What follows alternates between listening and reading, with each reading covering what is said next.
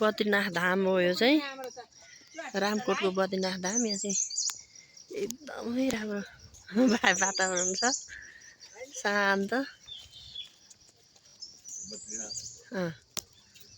यो चाहिँ इन्डियाको बद्रीनाथको जस्तै गरी यहाँ बनाएको हो।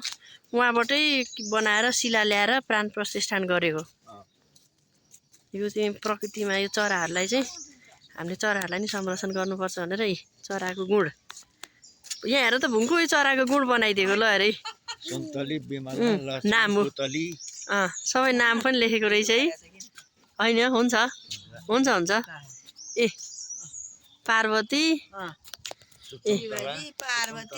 सबै प्राणीको साझा घर हो।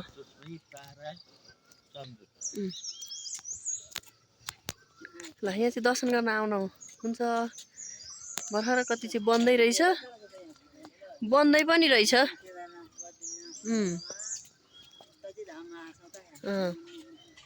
छिटै आइयो छिटै आइयो, तर भगवान्ले साथ दिइहाल्यो नि त।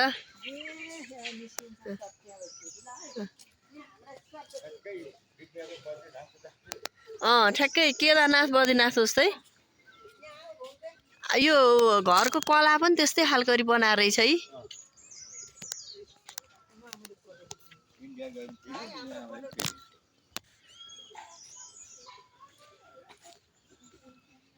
यसरी यहाँबाट चाहिँ पुरै दृश्य काठमाडौँको रामकोट यो कता कता कता आस्तो नजिक, काठमाडौँबाट नजिक पनि एकदमै शान्त सुन्दर ठाउँ रहेछ यो।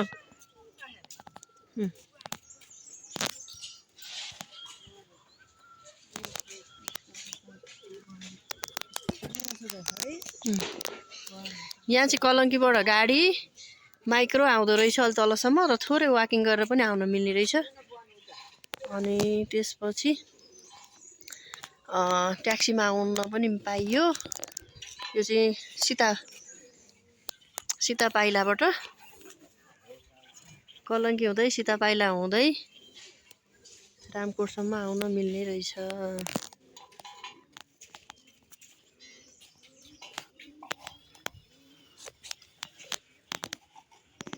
मन्दिर चाहिँ खुल्लै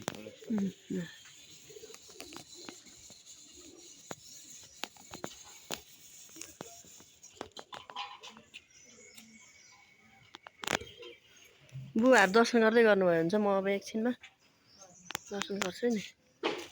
2-3 मिनट्स पछि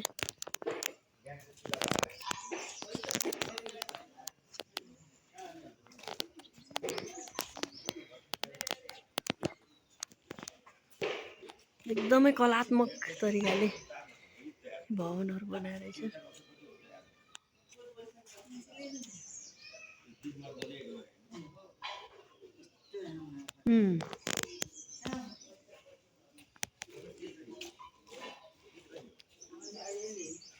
एकछिन